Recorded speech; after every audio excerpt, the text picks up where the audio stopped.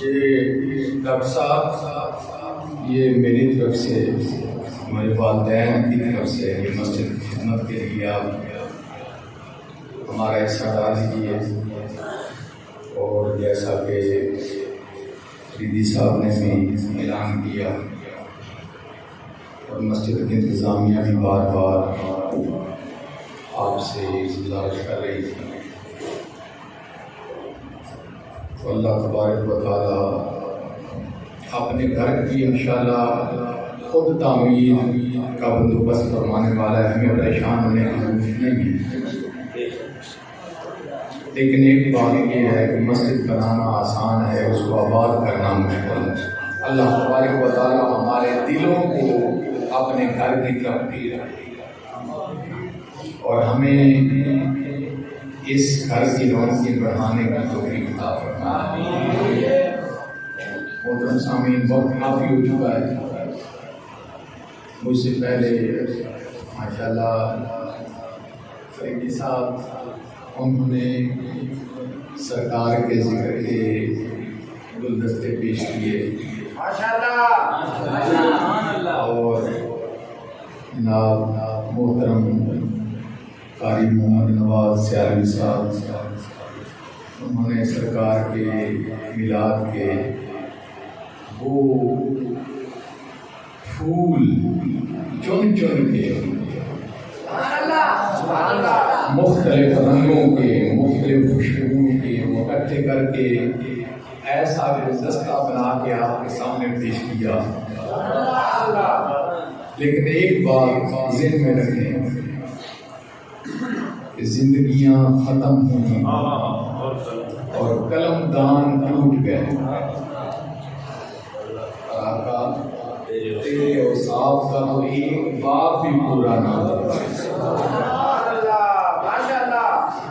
نحمدہ و نصلی علی رسولہ الکریم، اما بعد، فاعوذ باللہ من الشیطان الرجیم، بسم اللہ الرحمن الرحیم، ورفعنا لک ذکرک، آمنت باللہ صدق اللہ العظیم، ان اللہ و ملائکتہ یصلون علی النبی، یا ایھا الذین آمنوا صلوا علیہ وسلموا تسلیما۔ الصلاۃ والسلام علیک یا سیدنا رسول اللہ وعلی آلہ وصحبہ یا حبیب اللہ۔ الصلاۃ والسلام علیک یا نبی اللہ وعلی آلہ وصحبہ یا خیر خلق اللہ۔ حمد ہے اس خدا کی جس نے حضرت محمد صلی اللہ علیہ وسلم کا میلاد منایا، اور درود ہو اس نبی پر جس نے اللہ تعالیٰ کو ظاہر فرمایا۔ حمد ہے اس خدا کی جس نے ہمیں انسان بنایا، اور درود ہو اس مصطفیٰ پر جس نے ہمیں مسلمان بنایا۔ حمد ہے اس خدا کی جس نے ہمیں بولنا سکھایا۔ سبحان اللہ۔ میں نے آپ سے جو باتیں کرنی ہے، اگر توجہ کریں گے تو جولیاں بھر کے لے جائیں گے، سیدھی سبحان اللہ۔ توجہ کریں گے تو جولیاں بھر کے لے جائیں گے۔ حمد ہے اس خدا کی جس نے ہمیں انسان بنایا، اور درود ہو اس مصطفیٰ پر جس نے ہمیں مسلمان بنایا۔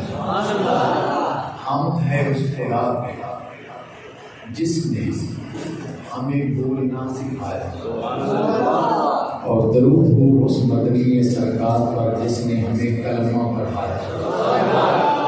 حمد ہے اس خدا کی جس نے رنگ برنگا انسان بنایا۔ حمد ہے اس خدا کی جس نے رنگ برنگا انسان بنایا، اور درود ہو اس مدنی سرکار پر جس نے ان سب کو یک رنگ بنایا۔ حمد ہے اس خدا کی جس نے دار الخلد بنایا، اور درود ہو اس مصطفیٰ پر جس نے اس کو آباد فرمایا۔ حمد ہے اس خدا کی جس نے جہنم کو بھڑکایا، درود ہو اس نبی رحمت پر جس نے اپنی رحمت سے اس کو قلوب گلزار حمد و ثناء کے بعد ایک آیت کریمہ آپ کے سامنے پیش کی ہے، تلاوت کی ہے۔ مختصر سے وقت میں اس کی وضاحت آپ کے سامنے پیش کرنا چاہوں گا۔ رب کائنات نے ارشاد فرمایا وَرَفَعْنَا لَكَ ذِكْرَكَ، کہ اے پیارے حبیب وَالضُّحَىٰ کے چہرے والے، وَاللَّيْلِ کی پیاری زلفوں والے۔ اگر قرآن محبت سے پڑھا جائے کہ واضح بات ہے، پورا قرآن میرے مصطفیٰ کی نعت ہے، پورا قرآن میرے مصطفیٰ کی نعت ہے ماشاءاللہ۔ لیکن شرط کیا ہے کہ اگر قرآن محبت سے پڑھا جائے، پیار سے پڑھا جائے۔ رب کائنات نے محبوب کی ہر ادا کا ذکر کیا ہے،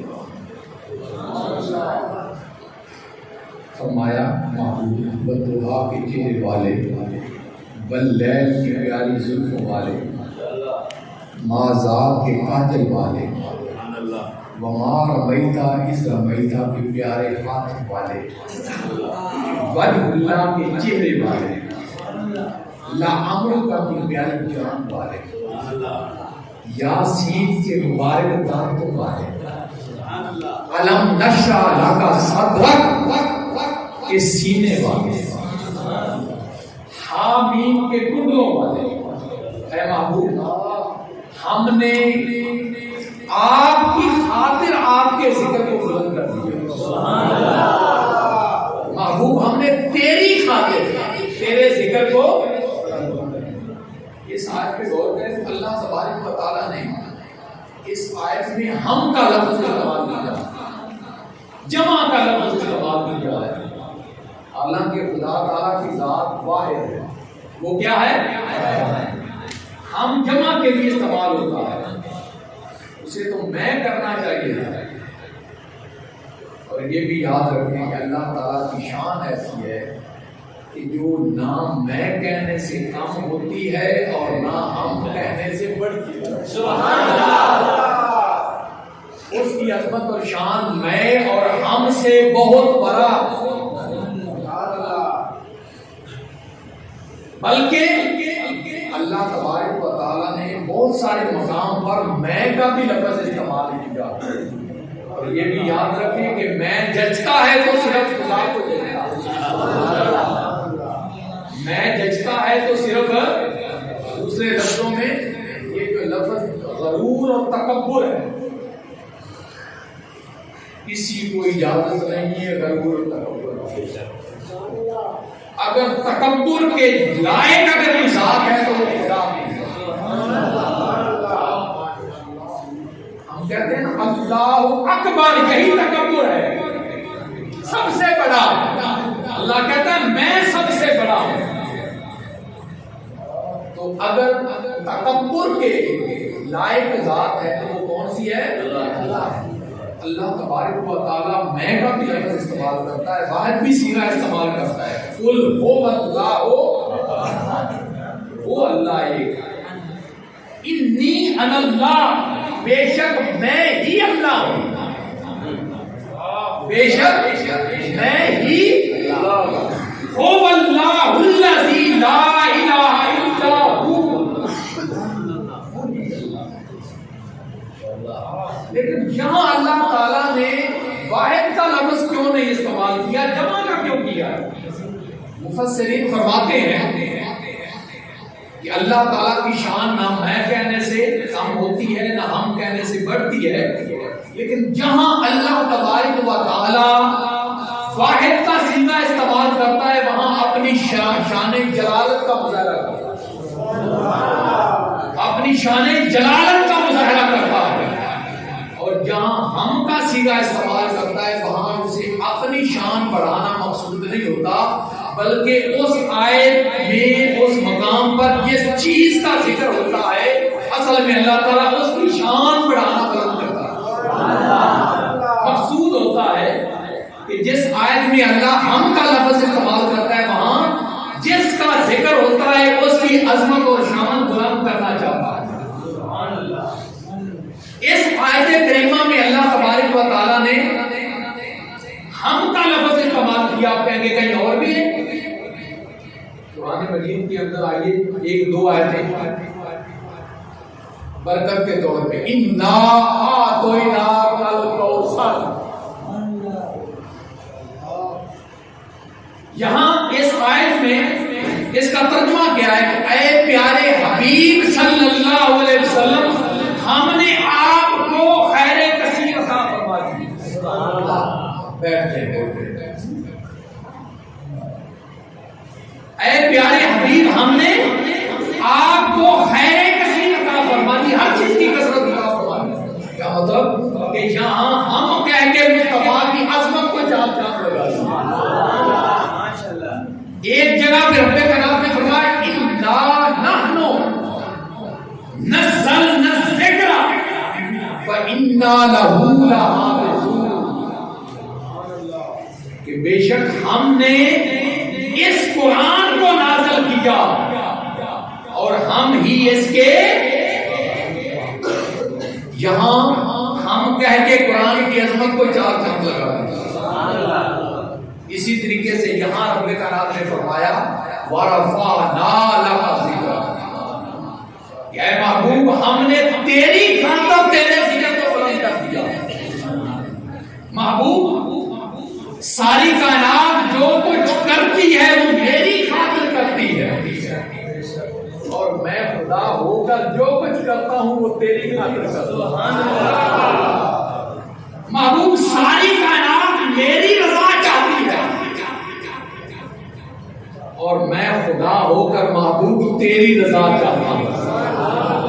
فَلَسَوْفَ يُعْطِيكَ رَبُّكَ فَتَرْضَىٰ.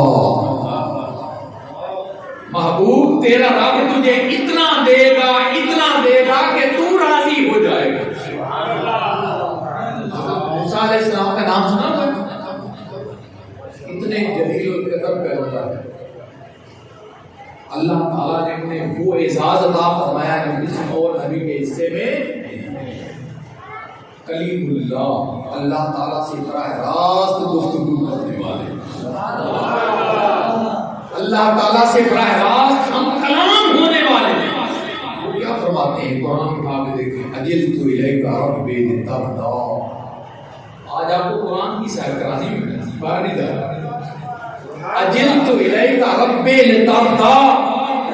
یا اللہ جب تو مجھے بلاتا ہے نا آواز دیتا ہے کہ پیارے موسیٰ آجا مل بیٹھ کے راز و نیاز کی باتیں کر لیں. یا اللہ جب تو مجھے بلاتا ہے نا تو جیسے ہی تیرے پیغام کی آواز میرے کانوں کے پردوں تک ٹکراتی ہے تو میں دوڑ لگا دیتا ہوں جلدی کرتا ہوں. جوتا پہنا ہوتا ہے تو پہنا رکھتا ہوں. اگر نہیں پہنا ہوتا تو نہیں پہنتا کہ کہیں تیری بارگاہ میں پہنچتے ہوئے دیر نہ ہونا. ایک پاؤں میں جوتا ہوتا ہے تیرا میسج آ جاتا ہے پیغام آ جاتا ہے. دوسرا جوتا نہیں پہنچتا کہ کہیں تیری بارگاہ میں پہنچتے ہوئے دیر نہ ہو جائے.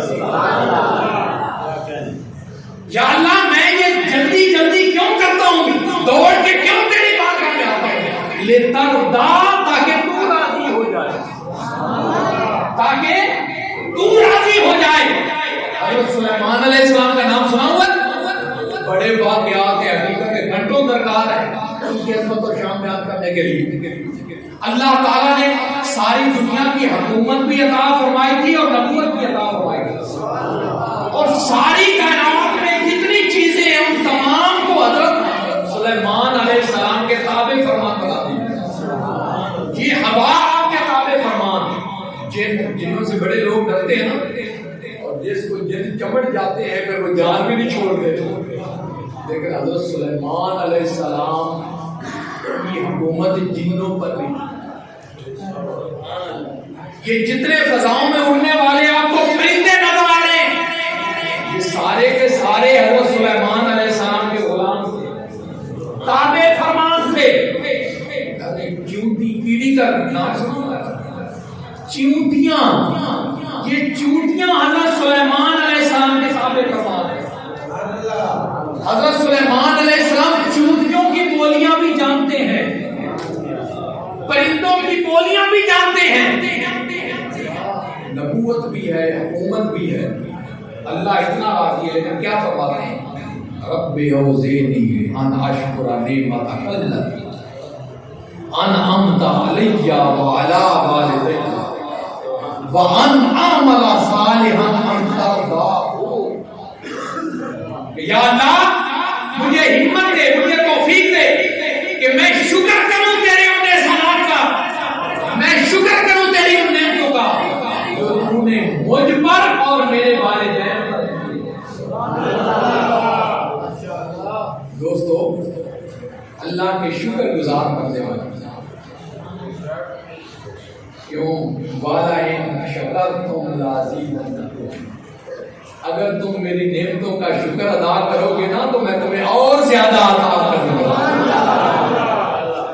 والا کفرتم، اور اگر میری نعمتوں کی ناشکری کی، تمہیں پتا ہے تم پر میں نے کتنی نعمتیں نچھاور کی ہوئی.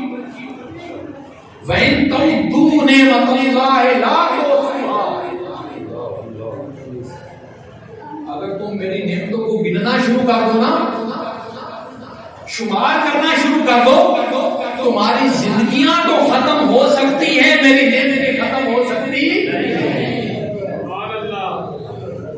ساری کائنات کے سمندر سیاہی بن جائیں اور ساری کائنات کے درخت قلم بن جائیں اور ان قلموں اور سیاہی سے میری نعمتوں کو تم لکھنا شروع کر دو، یہ دونوں چیزیں تو ختم ہو سکتی ہیں، میری نعمتیں پھر بھی ختم ہونے والی نہیں. اتنی نعمتیں ہیں، اتنی نعمتیں ہیں، اتنی نعمتیں ہیں. اللہ نے جتنی نعمتیں دی ہیں کسی نعمت کی عطا کرنے پر احسان نہیں جتایا. اللہ نے اتنی نعمتیں دی ہیں کسی نعمت کے عطا کرنے پر احسان. یا اپنے وجود کو دیکھ، اپنے وجود پر نظر دوڑا لو، دوسری نعمتوں کو چھوڑو، صرف اپنے وجود پر نظر دوڑا لو. یار تم صرف صحت جو ہے اس کا شکر ادا نہیں کر سکتے کہ صحت اللہ تعالیٰ کی کتنی بڑی نعمت ہے. آنکھ کو دیکھ لیں، کان کو دیکھ لیں، زبان کو دیکھ لیں، ناک کو دیکھ لیں، تھوڑا سا زکام لگے، سانس بند ہونے لگے تو آدمی مرنے لگتا ہے. یہ صرف اشارہ کر رہا ہوں. پھر کھانے پینے کی چیزیں دیکھ لیں، لباسات ضروریات زندگی دیکھ لیں، اناج دیکھ لیں، غلے دیکھ لیں، کتنی نعمتیں. اللہ فرماتا ہے لوگوں جتنی نعمتیں تمہیں عطا فرمائی ہیں کسی نعمت کی عطا کرنے پر میں احسان نہیں جتاتا. ان کی کیا حکم ہے؟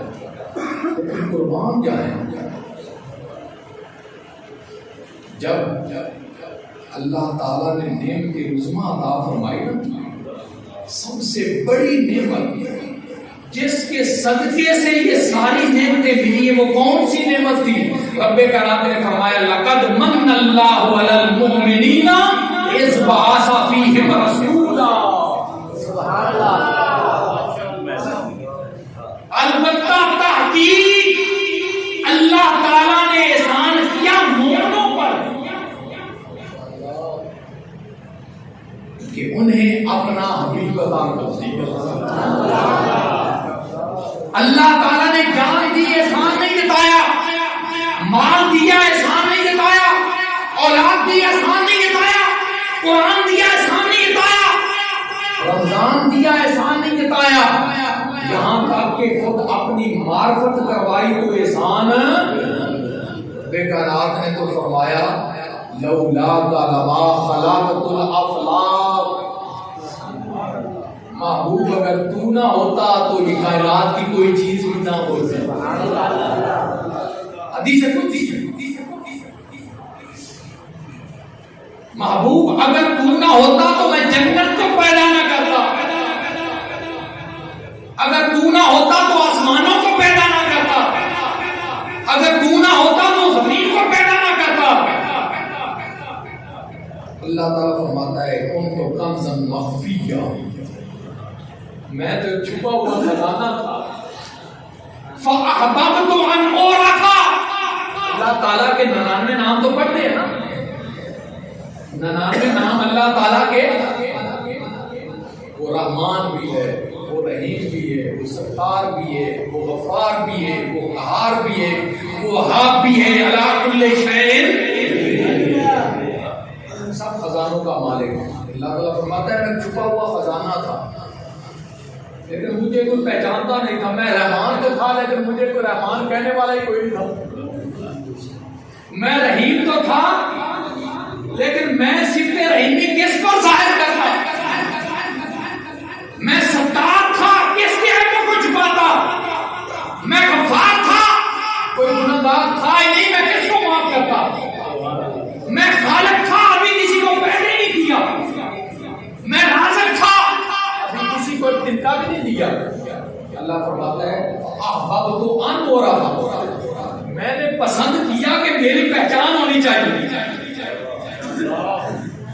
میں نے اس بات کو پسند کیا کہ میری پہچان ہونی چاہیے، کہ مجھے کوئی پہچاننے والا ہو. اللہ فرماتا ہے میں نے اپنی پہچان کے لیے فخلقت محمدا،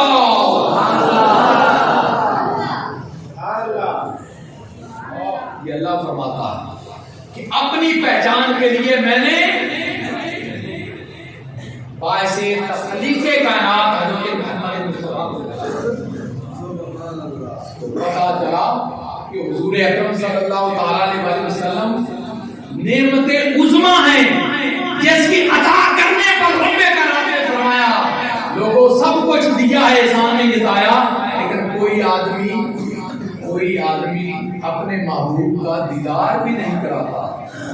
مومنو اب تو خوش ہو جاؤ، میں نے تمہیں اپنا حبیب عطا کر دیا، اپنا محبوب عطا کر دیا ہے، اپنا پیارا عطا کر دیا ہے، اب بھی خوش ہو جاؤ. اللہ تعالیٰ نے مومنوں پر احسان کیا. کس پر احسان کیا ہے؟ مومنوں پر احسان کیا. عزیزان گرامی، اب ایک جملہ کہنا چاہتا ہوں کہ جب کوئی بچہ پیدا ہوتا دنیا میں آتا ہے تو وہ سب سے پہلے کس کے پاس آتا ہے؟ کیوں کس کے پاس آتا ہے؟ سب بولو تو صحیح نا، سب کو پتا ہے اپنے ماں باپ کے پاس سب سے پہلے آتا ہے. پہلے وہ بچہ باپ کی پشت میں ہوتا ہے، ادھر سے وہ منتقل ہوتا ہے ماں کے رحم میں، اور اس کے بعد ایک مخصوص مدت کے بعد وہ دنیا میں قدم رکھتا ہے. سب سے پہلے آنے والا بچہ اپنے ماں باپ کے پاس آتا ہے. کیوں بھائی؟ اپنے ماں باپ کے پاس آتا ہے. اللہ تعالیٰ فرماتا ہے قرآن کی نص، قرآن کی آیت پیش کر رہا ہوں کہ رب کائنات نے فرمایا لقد من اللہ علی المؤمنین، البتہ تحقیق اللہ نے احسان کیا مومنوں پر کہ ان میں اپنا رسول بھیجا. ارے بھائی کسی کو مومن مان یا نہ مان، پر سیدنا حضرت عبداللہ اور سیدہ آمنہ کو مومن ماننا پڑے گا. کسی کو مومن مان یا نہ مان، پر سیدنا حضرت عبداللہ اور سیدہ آمنہ کو مومن کیوں کہ سرکار دنیا میں آئے تو پہلے اپنے والدین کے پاس آئے.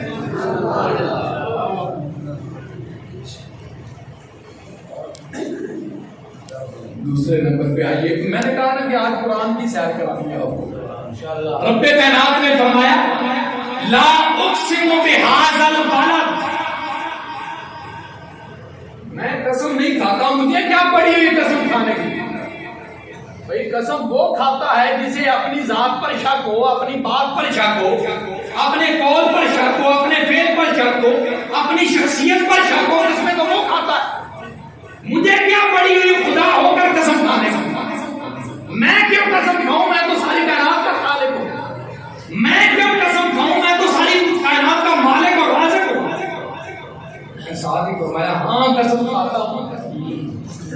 پہلے فرمایا نہیں کھاتا، مجھے کیا ضرورت ہے اس شہر کی؟ مجھے یہ بتائیں کہ یہ جو شہر مکہ ہے یہ کیا حضور صلی اللہ علیہ وسلم کی ولادت کے وقت ہی بنا ہے شہر یا پہلے کا تھا؟ کیوں ہے؟ ساری کائنات میں سب سے پہلی بستی ہے مکہ کی. قرآن اٹھا کر دیکھو، سب سے پہلی بستی ہے مکہ، سب سے قدیم بستی ہے مکہ. جب پانی پر زمین بچھائی گئی تھی، پانی تھا سر، اس پر جب زمین بچھائی گئی تو سب سے پہلے جو خطہ زمین کا سب سے پہلے نمودار ہوا وہ وادی مکہ تھا. یہ کعبہ کیوں کہتے ہیں؟ کعبہ نام سنا ہے نا، کعبۃ اللہ، بیت اللہ. یہ جو کعبہ ہے نا عربی زبان میں یہ گھٹنا ہے، یہ ٹکنا، اس کو کعب کہتے ہیں. ابری ہوئی جگہ کو کعب کہا جاتا ہے. تو یہ کعبہ کو کعبہ کیوں کہتے ہیں کہ جب زمین بنی تھی تو سب سے پہلے یہی ابری ہوئی جگہ تھی جہاں آج کعبہ بن گیا. تو یہ مکہ کی بستی یہ تو سب سے پہلی بستی تھی. حضرت آدم علیہ السلام سے لے کر حضرت عیسیٰ علیہ السلام تک. حضرت آدم علیہ السلام جب زمین پر آئے تھے، حضرت صاحب نے بیان کیا جدہ. یہ جدہ عربی زبان کا لفظ ہے اور مؤنث ہے. اس کا مذکر ہے جدن. جد کا معنی ہوتا ہے دادا، اور جدہ مؤنث ہے دادی، یعنی بڑی ماں. بڑے باپ اور بڑی ماں. بڑے باپ کو یعنی دادا کو جد عربی زبان میں کہتے ہیں. اباؤ اجداد کا لفظ سنا ہے؟ جد کی جمع اجداد ہے. جد کی جمع کیا ہے؟ اجداد ہے. جد واحد ہے اور جدہ کیا ہے؟ جد مذکر ہے اور جدہ کیا ہے؟ وہ مؤنث ہے. تو حضرت حوا جب جنت سے زمین پر اتری تھی نا تو وہ اس شہر جدہ میں اتری تھی. اسی دن سے اس کا نام جدہ پڑ گیا. اور ہمارے بابا حضرت آدم علیہ السلام یہ ہمارے علاقے سری لنکا میں آپ کے اترے تھے، سرندیپ کی پہاڑیوں پر. سری لنکا سنا ہوگا نا نام؟ سرندیپ کی پہاڑیوں پر حضرت آدم علیہ السلام اترے تھے. یہ یہاں سے چلے، چلتے چلتے چلتے عرب کی سرزمین پر پہنچے، اور حضرت حوا جدہ سے چلی اور میدان عرفات پہنچی. اور جب زمین پر پہلی ان کی ملاقات ہوتی ہے تو وہ جبل رحمت پر ہوتی ہے. اگر کسی نے میدان عرفات کی زیارت کی ہے، تصویر دیکھی تو اتنی بڑی بھٹی سی بنی ہوئی سفید بھٹی، وہ ویسے چھوٹی سی نظر آتی. ڈاکٹر صاحب ایسے تھبے میں نہیں آتی، ہم نے مشاہدہ کیا تھا یا نہیں؟ تھبے میں نہیں آتی. وہ نشانی ہے، وہ علامت ہے. جب پہلی بار حضرت آدم اور حوا کی زمین پر ملاقات ہوئی تھی میدان عرفات میں. اور عرفات کو عرفات کیوں کہتے ہیں؟ عرفات عرف سے بنا ہے. عرف کا معنی ہوتا ہے پہچاننا. کہ حضرت آدم اور حوا نے روئے زمین پر قدم رکھنے کے بعد جب پہلی بار ایک دوسرے کو پہچانا تھا تو وہ میدان عرفات بن گیا. تو مکہ تو پہلے بھی تھا. حضرت ابراہیم علیہ السلام نے اسی شہر میں خانہ کعبہ تعمیر فرمایا تھا. وَعَهِدْنَا إِلَىٰ إِبْرَاهِيمَ وَإِسْمَاعِيلَ أَن طَهِّرَ بَيْتِيَ لِلطَّائِفِينَ وَالْعَاكِفِينَ وَالرُّكَّعِ السُّجُودِ. اللہ تعالیٰ نے ابراہیم علیہ السلام کو حکم دیا تھا ابراہیم میرا گھر بنا. وہ کہاں تھا؟ یہی گھر تھا، مکہ میں تھا. مکہ شہر بھی پہلے موجود تھا، اللہ کا گھر بھی پہلے موجود تھا. لیکن اللہ تعالیٰ نے پہلے قسم آدم علیہ السلام سے لے کر عیسیٰ علیہ السلام تک شہر مکہ بھی موجود ہے، خانہ کعبہ بھی موجود ہے، لیکن اللہ تعالیٰ نے پہلے قسم لیکن اب کیا مسئلہ؟ اللہ فرماتا ہے لا اقسم بہذا البلد کہ مجھے قسم ہے اس شہر کی، یا اللہ اب قسم یاد آئی، اس لیے قسم کھا رہا ہوگا کہ یہاں تیرا گھر ہے، خانہ کعبہ مکہ میں ہے، میری بات سمجھ آ رہی ہے؟ اور مجھے امید ہے کہ سارے اٹینڈنٹ ہو کر میری بات سن رہے ہیں، مجھے کہنے کی ضرورت نہیں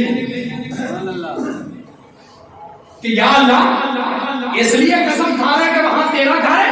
اللہ فرماتا ہے نہیں، یہ تو بہت پہلے تھا، یا اللہ پھر اس لیے قسم کھا رہا ہے کہ یہاں تیری بڑی نشانیاں ہیں، بیت اللہ شریف خود اللہ کی نشانی، حجر اسود، حجر اسود کا پتہ ہے ڈاکٹر صاحب؟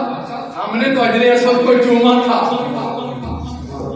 ڈاکٹر صاحب اور میں اکٹھے گئے تھے، حاضری ہوئی تھی، تو اس لیے میں ڈاکٹر صاحب کو مخاطب کر کے کہا رہا ہوں، ہم جبل احد پہ بھی چڑھے تھے، جبل ثور پہ بھی چڑھے تھے، اور غار ہرا پر بھی چڑھے تھے، لیکن ڈاکٹر صاحب ہمارے ساتھ نہیں کیا گئے تھے، تینوں پہاڑوں پہ ہم گئے تھے، خاص طور پہ جو غار ثور ہے نا وہ بہت 7 کلومیٹر 7.5 کلومیٹر کا لمبا فاصلہ ہے، بڑا طویل، 4 گھنٹے لگے تھے، لیکن ڈاکٹر صاحب ہمارے ساتھ نہیں چڑھے تھے، ہم نے بڑی کوشش کی ڈاکٹر صاحب کو لے جانے کی، لیکن ڈاکٹر صاحب نے کہا نہیں میں آپ کا یہاں انتظار کرتا ہوں۔ جب جبل نور پہ چڑھے، جبل نور غار ہرا، اس پہاڑ کو جبل نور کہتے ہیں، جبل نور، ڈاکٹر صاحب وہاں بھی نہیں چڑھے۔ تو بتانے کا مقصد یہ ہے کہ اللہ تبارک و تعالی، یا اللہ وہ جو حجر اسود ہے وہ تیری نشانی ہے، اس کی وجہ سے قسم کھا رہا ہوگا۔ اللہ تعالیٰ فرماتا ہے نہیں، یا اللہ وہاں پر ایک اور بھی تیری نشانی ہے، ان الصفا والمروہ من شعائر اللہ، صفا اور مروہ یہ اللہ تعالیٰ کی نشانیاں ہیں، صفا اور مروہ اللہ تعالیٰ کی۔ اب یہ دوسرا موضوع ہے کہ یہ نشانیاں کیوں بنی تھی، کیسے بنی تھی۔ وہاں ایک اور نشانی ہے، فیہ آیات بینات مقام ابراہیم۔ میں نے کہا نا کہ آج آپ کو قرآن کی سیر کرانی، وہاں بہت ساری نشانیاں ہیں، بہت ساری نشانیاں ہیں، ان نشانیوں میں سے ایک نشانی مقام ابراہیم بھی ہے۔ وہ مقام ابراہیم کیا ہے پتہ ہے؟ کبھی آپ نے خانہ کعبہ کی تصویر دیکھی ہو نا، اب تو لائیو خانہ کعبہ نظر آتا ہے۔ اللہ تعالیٰ سب کی حاضری قبول فرمائے۔ اللہ آج جو جس نے بھی اس محفل پاک میں حصہ ڈالا ہے، اللہ سب کو مکے اور مدینے دے، بار بار حاضری نصیب کرے۔ وہ ایک خانہ کعبہ کے دروازے کے سامنے تقریباً 12 گز کے فاصلے پر ایک سنہری سی جالی لگی ہوئی ہے، اس جالی کے اندر ایک اتنا سا پتھر ہے، اتنا سا تقریباً فٹ کا ہوگا، تقریباً فٹ کا، اس پتھر کے اندر 2 قدموں کے نشانات لگے ہوئے ہیں، 2 قدموں کے بالکل ایسے جیسے جب یہ سیلاب آتا تھا نا تو ہم جاتے تھے وہ گلیل کے گلولے بنانے کے لیے مٹی وہاں سے لاتے تھے، نرم مٹی، تو وہاں کھیلتے بھی تھے، کوئی پاؤں لگا رہا ہے، کوئی ہاتھ لگا رہا ہے، کوئی پنجہ لگا رہا ہے، جیسے لگاتے تھے وہ ویسے وہ اس کی تصویر بن جاتی تھی۔ وہ ہے تو پتھر، لیکن اس پتھر پر 2 نشان قدموں کے لگے ہوئے ہیں، اور وہ کس کے ہیں؟ کسی عام آدمی کے نہیں، وہ سیدنا حضرت ابراہیم خلیل اللہ کے قدموں کے نشان۔ اب میرے پاس وقت نہیں ہے، یہ جو پتھر تھا، یہ پتھر جب آدم علیہ السلام جنت سے زمین پر آئے تھے نا، تو جنت سے 2 پتھر ان کے ساتھ زمین پر آئے تھے، اور وہ جنتی یاقوت کہے جاتے ہیں، جنتی یاقوت تھے۔ ایک حجر اسود تھا جس کو کالا پتھر کہا جاتا ہے، کالا پتھر کہا جاتا ہے۔ میرے مصطفیٰ صلی اللہ علیہ وسلم فرماتے ہیں، لوگوں اس کالے پتھر نے اپنی میں مار کے اپنی حیثیت کو ختم کر کے سب کچھ تمہارے اوپر قربان کر دیا۔ یہ جب آیا تھا نا، جب لگا تھا تو اس سے روشنی کی شعاعیں نکلتی تھی، اس پر آنکھ نہیں ٹھہرتی تھی حجر اسود پر. جہاں جہاں تک اس کی روشنی گئی وہ سارا حرم شریف کا علاقہ بن گیا. حرم کی حدود مقرر ہو گئی. کیوں گئی؟ 12-14 کلومیٹر مکے سے باہر حدود حرم شریف شروع ہو جاتی ہیں. تو وہ حرم کی حدود کب بنی تھی، کیسے بنی تھی؟ جب حجر اسود خانہ کعبہ کے کونے میں نصب ہوا تھا تو جہاں تک اس کی روشنی گئی وہ سارا کا سارا حرم بن گیا.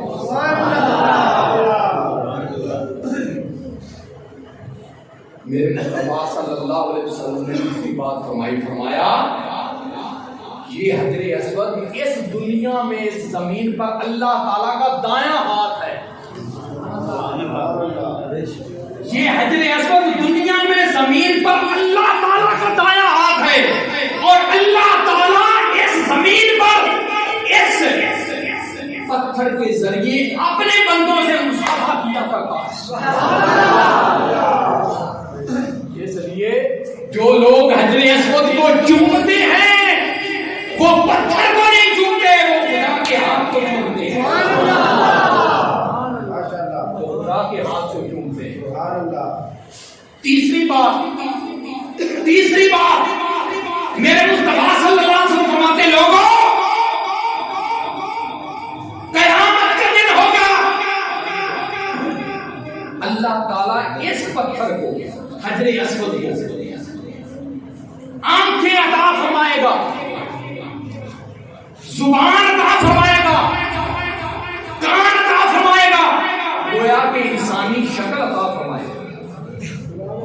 اور یہ پتھر جب سے یہ لگا ہے اور لوگ اس کو چوم رہے ہیں اس وقت سے قیامت تک جس نے اس پتھر کو چوما ہوگا قیامت کے دن یہ پتھر اپنے چومنے والوں کو پہچانے گا. علامہ صاحب پتھر اپنے چومنے والوں کو پہچانے گا اور پہچاننے کے بعد اللہ تعالیٰ سے سفارش کرے گا. کیا یا اللہ جس نے مجھے دنیا میں چوما تھا اب میں سفارش کرتا ہوں تو ان کو معاف کر دے. وہ وقت نہیں، میں صرف اشارے کر رہا ہوں کہ جس نے چوما ہوگا وہ پتھر اللہ کی بارگاہ میں التجا کرے گا، مولا جس نے دنیا میں مجھے چوما تھا میں ان کے حق میں سفارش کرتا ہوں، میری سفارش ان کے حق میں قبول فرما دو. اب آئیے عقیدے کی طرف کہ ایک پتھر جس کو ہم بے جان کہتے ہیں اگر وہ اپنے چومنے والوں کو پہچانتا ہے تو کیا خیال ہے میرے مصطفیٰ اپنے غلاموں کو نہیں پہچانتے ہوں گے؟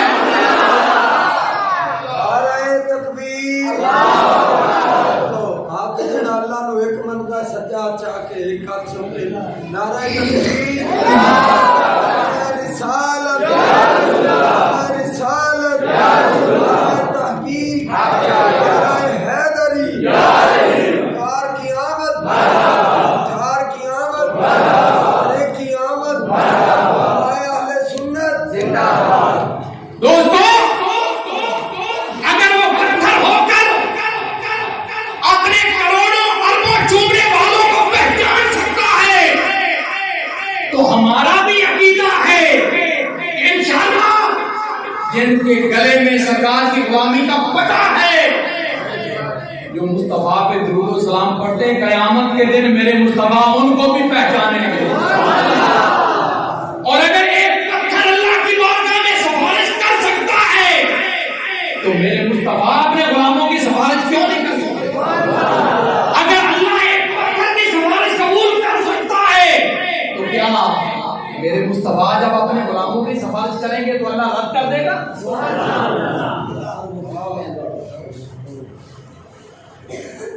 ایک مزے کی بات یاد آ گئی، محبت کی. ماشاءاللہ ماشاءاللہ. سرکار فرماتے ہیں مکہ میں جس گلی میں میرا گھر ہے نا، یہ صحابہ سے سرکار نے فرمایا، مدینے میں صحابہ بیٹھے ہوئے تھے مسجد نبوی میں، محبت کی بات چھڑ گئی، پیار کی بات چھڑ گئی، سرکار نے فرمایا میرے صحابہ آج ایک پیاری بات ہے تمہیں بتاؤں، حضور آپ کی تو ہر بات ہی پیاری ہوتی ہے، فرمایا وہ بات میرے کو نہیں بولی، حضور کیا فرمایا مکے میں جس گلی میں میرا گھر ہے نا، اس گلی کی نکڑ پر، نکڑ جانتے ہو نا، چورایا جسے کہتے ہیں، چورایا،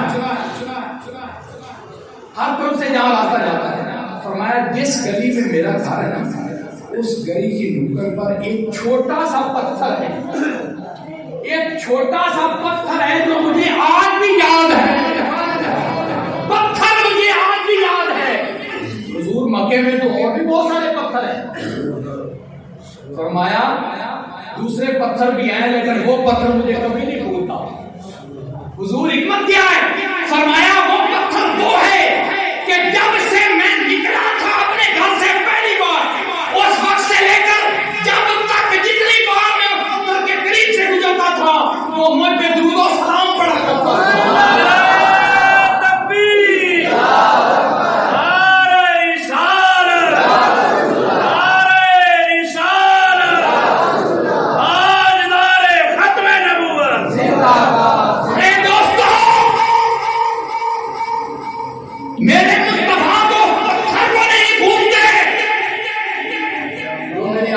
درود و سلام پڑھتا ہو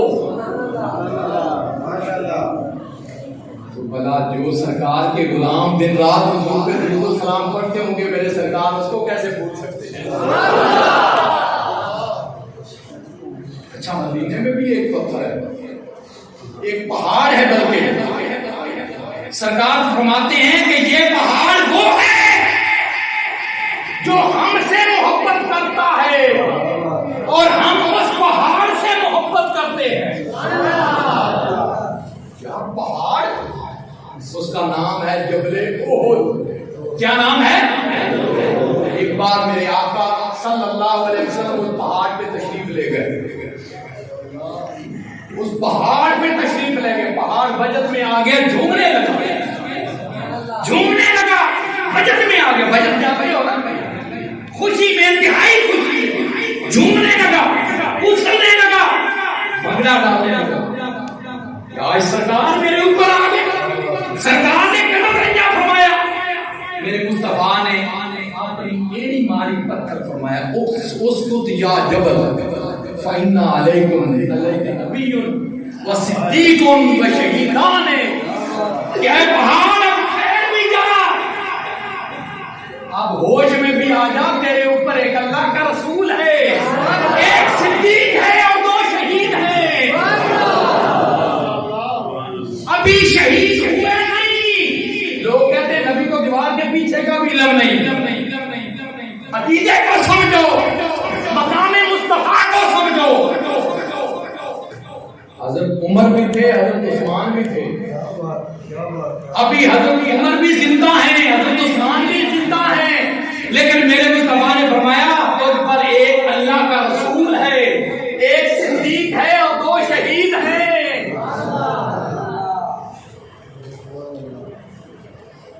میرے مصطفیٰ نے فرمایا یہ پہاڑ ہم سے محبت کرتا ہے اور ہم اس پہاڑ سے محبت کرتے ہیں، یار تسی تو بڑے خوش قسمت لوگ ہو جنہیں سرکار دے غلام ہو، اور حقیقت بات یہ ہے کہ تم سے بڑھ کر کوئی قسمت والا نہیں، لوگ کہتے ہیں کہ فلاں بڑا خوش قسمت ہے، میں کہتا ہوں ذمہ داری سے کہ ہم سے بڑھ کر کون خوش قسمت ہے، علامہ صاحب ہم سے بڑھ کر کہ اللہ تبارک جس نبی کی امتی ہونے کے لیے نبی دعائیں کرتے کرتے چلے گئے کہ یا اللہ ہمیں نبوت نہیں چاہیے، ہمیں رسالت نہیں چاہیے، ہمیں کتاب نہیں چاہیے، ہمیں حکومت نہیں چاہیے، یا اللہ ہم سے سب کچھ لے لے، سرکار کا غلام بنا، سبحان اللہ،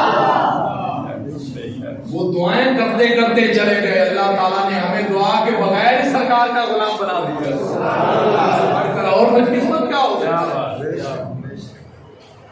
تو بات اب بڑی لمبی نکل گئی، اب میں نے کہاں سے شروع کیا تھا، بات کہاں سے شروع کی تھی، تو یہ جو حجر اسود کا پتہ چل گیا اور مقام ابراہیم کا، اچھا مقام ابراہیم ایک بات، کیونکہ وہ میلاد مصطفیٰ کے ساتھ ریلیٹڈ ہے، وہ بھی بیان کرنا چاہتا ہوں ماشاءاللہ کہ بھائی یہ پتھر تو پہلے بھی تھا، اسی پر چڑھ کر حضرت ابراہیم اور اسماعیل نے پورا خانہ کعبہ تعمیر کیا تھا، اسی پتھر پر۔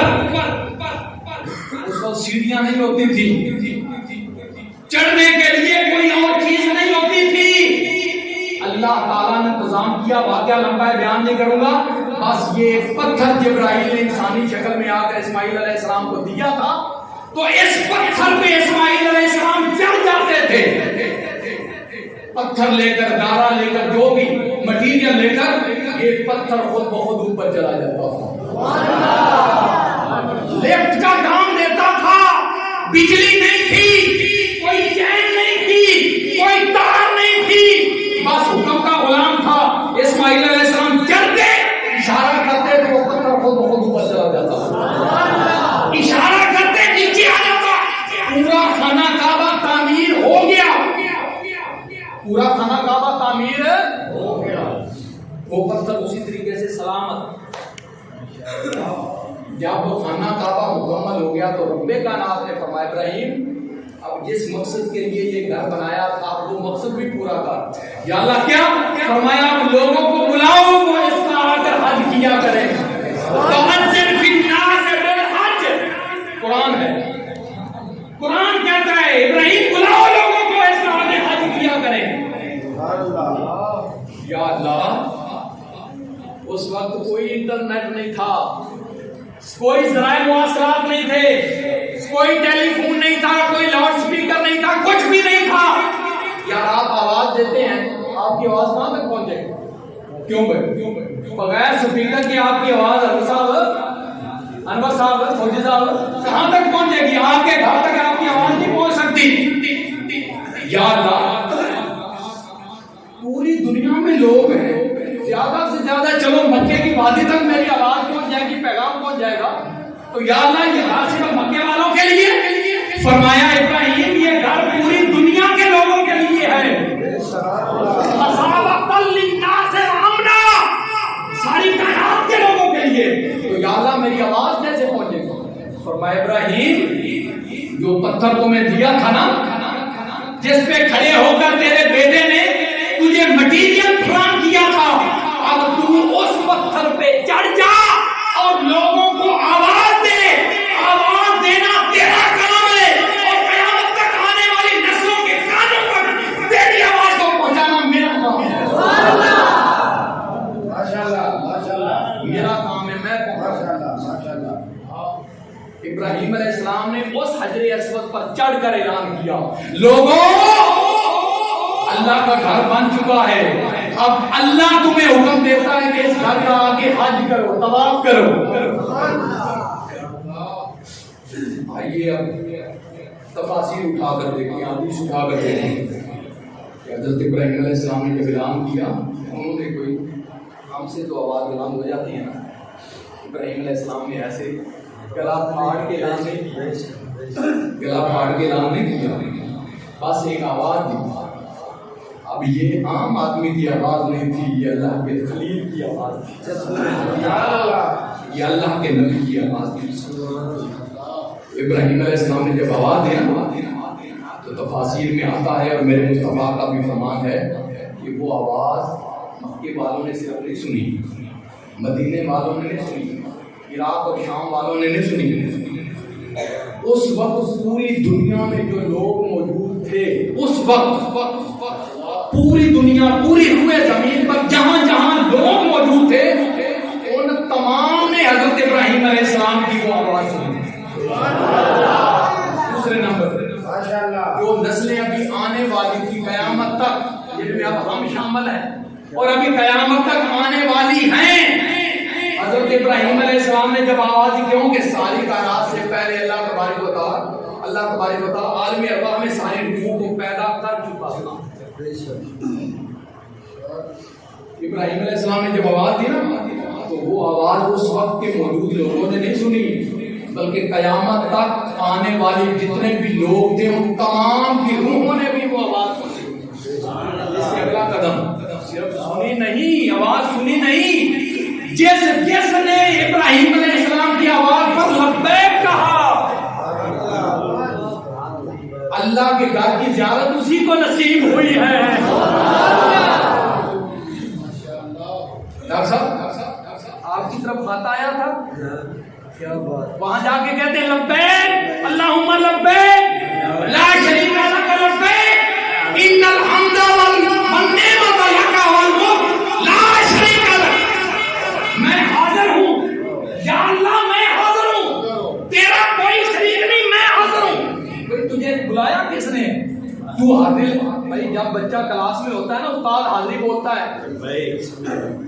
انگریزی میں اسے پریزنٹ کہتے ہیں، اردو میں حاضر جواب کہتے ہیں، اور عربی میں لبیک کہتے ہیں. بھئی یہ تو حاضری بولی جاتی ہے، کنفرم کی جاتی ہے کہ بھئی یہ بچہ آیا ہوگا. بچے کا نام بولا جاتا ہے، وہ لبیک کہتا ہے، اس کی حاضری کنفرم ہوتی ہے. مجھے کس نے بلایا ہے؟ لیکن یہ بلانا ثابت کر رہا ہے کہ کسی نے بلایا ہے، اور اپنی حاضری وہاں کنفرم کرانے کے لیے تم وہاں گئے ہو. وہ بلایا کس نے تھا؟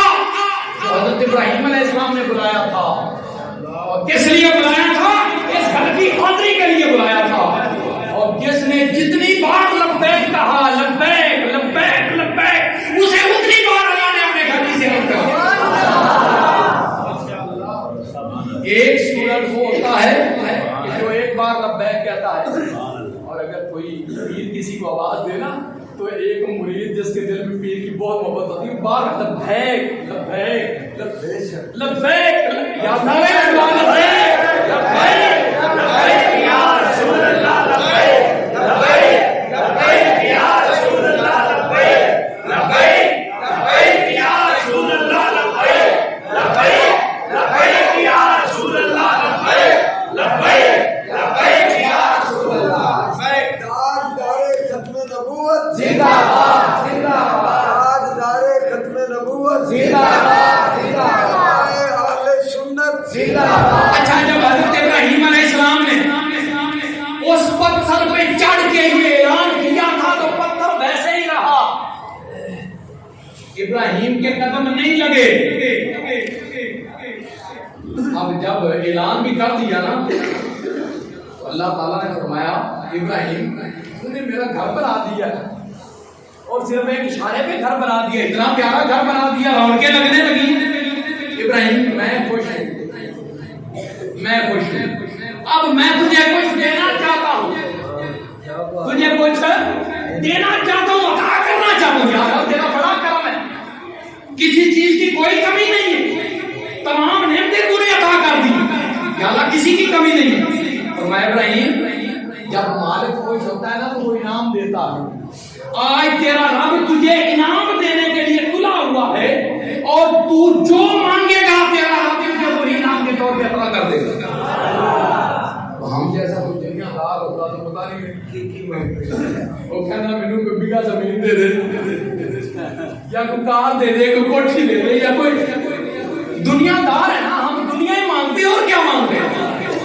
لیکن ابراہیم علیہ السلام قربان جائیں ابراہیم تیری عظمت پر، کیا مانگا؟ یا اللہ دینا چاہتا ہے دے گا جو مانگا.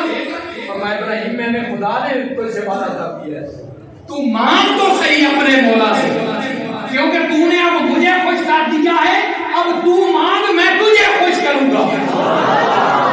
ابراہیم نے کیا مانگا؟ ربنا وابعث فیہم رسولا. یہ ہے میلاد مصطفیٰ، یہ ہے میلاد مصطفیٰ. لوگ کہتے ہیں میلاد کہاں لکھا ہوا ہے؟ میں جب سے گفتگو کر رہا ہوں قرآن سے کر رہا ہوں، میں قرآن سے گفتگو کر رہا ہوں. لیکن بات یہ ہے، کہتے ہیں نا کہ بنا عشق نبی کے جو پڑھتے ہیں بخاری، آتا ہے بخار ان کو آتی نہیں.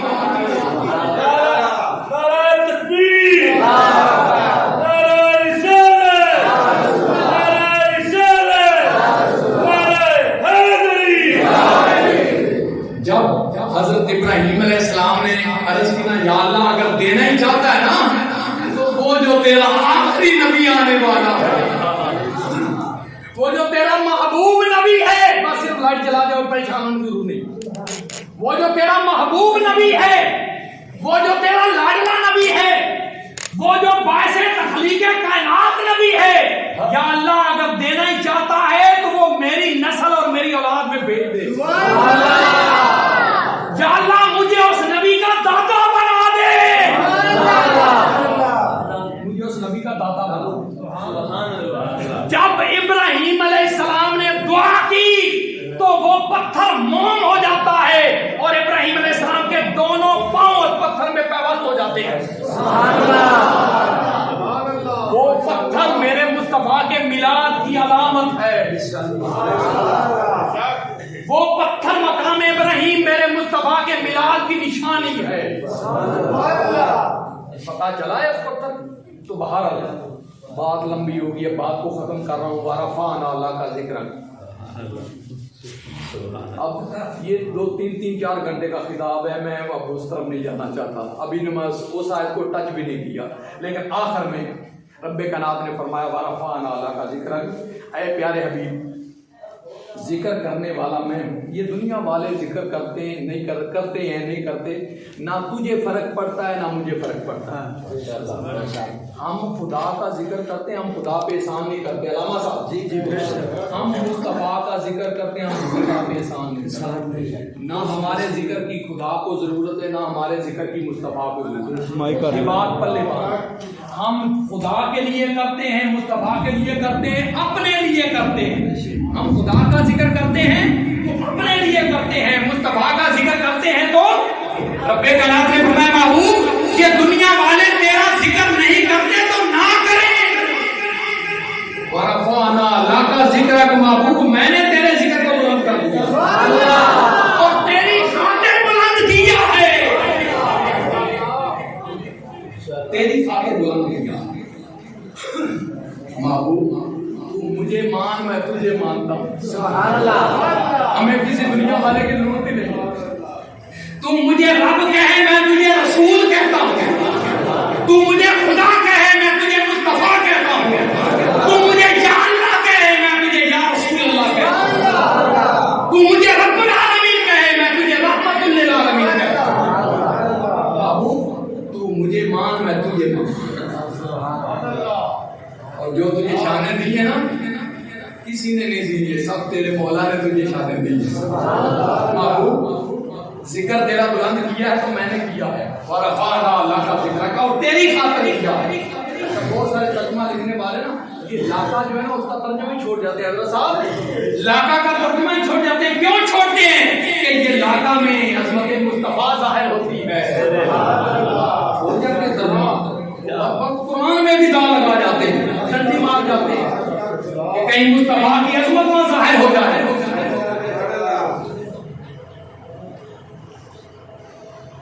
ورفعنا اللہ کا ذکر، اے پیارے حبیب ذکر کرنے والا میں ہوں، جس کا ذکر کرتا ہوں وہ تو ہے۔ شان دینے والا میں، شان لینے والا تو ہے، مزمل کی چادر بھیجنے والا میں، اس چادر میں گناہ گاروں کو چھپانے والا تو ہے۔ پیارے جنت میری، مالک تو، کوثر میرا، ساقی تو، کلام میری، زبان تیری، ربوبیت میری، ختم نبوت تیری، عبادت میری، اور سب نبیوں کے آگے امامت تیری۔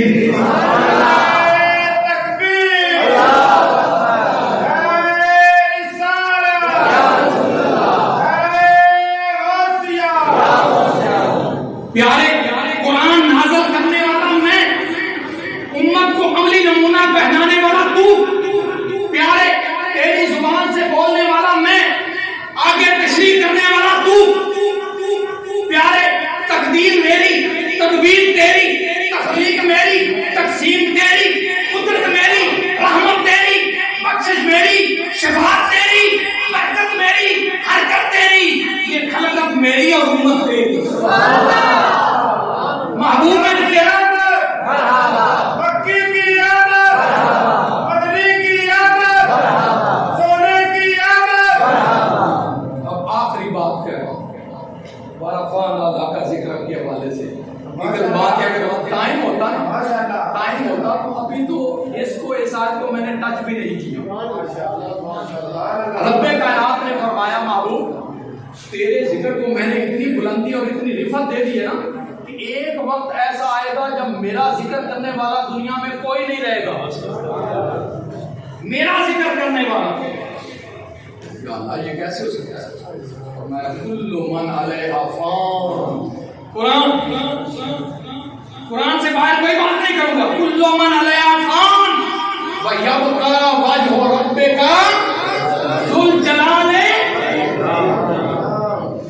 ایک دن ایسا آنے والا ہے جب صرف خدا کی ذات باقی رہ گئی، باقی سب کچھ فنا ہو جائے گا. سب کچھ فنا ہو جائے گا. اللہ کا ذکر تو اللہ کی مخلوق کرتی ہے. یسبح لہ ما فی السماوات و ما فی الارض.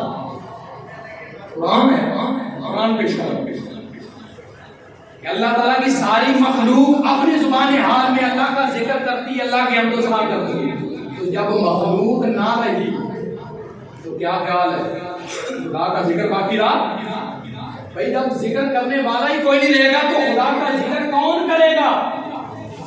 اللہ نے فرمایا محبوب ایک وقت آئے گا جب دنیا میں کائنات میں میرا ذکر کرنے والا کوئی باقی نہیں رہے گا. جب میرا ذکر کرنے والا کوئی باقی نہیں رہے گا اس وقت بھی تیرا ذکر ہو رہا ہوگا. جی ہے وَرَفَعْنَا لَكَ ذِكْرَكَ. یا اللہ میرا ذکر کیسے پھر اس وقت بلند ہوگا؟ فرمایا میرا ذکر محبوب میرا ذکر کرتی ہے میری مخلوق. جب مخلوق نہ رہی تو میرا ذکر کرا. محبوب تیرا ذکر میں خود خدا کرتا ہوں. ان اللہ و ملائکتہ یصلون علی النبی. کیوں بھائی؟ خدا کی ذات کو فنا ہے. لمن الملک اليوم. کوئی آواز نہیں آئے گی کیونکہ آواز دینے والا جواب دینے والے کیوں نہیں ہوگا؟ خود اللہ فرمائے گا للہ الواحد القہار. محبوب جب کائنات میں میرا ذکر کرنے والا کوئی باقی نہیں رہے گا نا تو اس وقت تیرا ذکر اس لیے ہو رہا ہوگا کہ تیرا ذکر کرنے والا میں خود خدا ہوں. جب خدا کی ذات کو فنا نہیں تو محبوب میں نے تیرا ذکر ایسا بنا دیا ہے کہ تیرے ذکر کو بھی فنا نہیں ہے.